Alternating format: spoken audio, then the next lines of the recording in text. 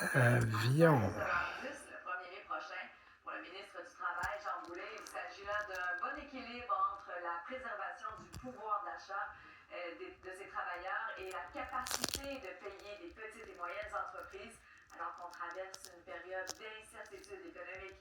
Plus de 217 000 salariés bénéficieront de cette hausse, principalement dans les secteurs du commerce de détail et de la restauration.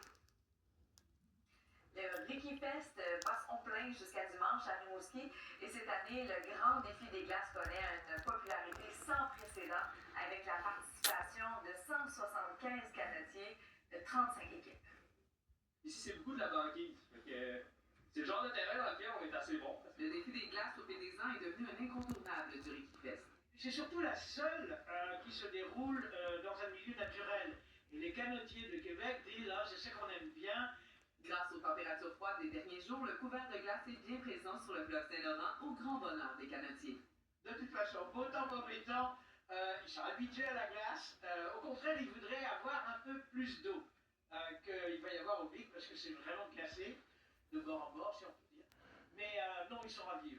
Il y a une équipe à Val-d'Or depuis une dizaine d'années à peu près. On est un peu comme les Jamaïcains qui font du bobsleigh. On n'a pas vraiment l'environnement pour ça, mais on se pratique quand même, c'est lacs et rivières. Maintenant. Cette compétition ne cesse d'augmenter, à tel point que l'événement accueille cette année un nombre record de participants. Cette année, c'est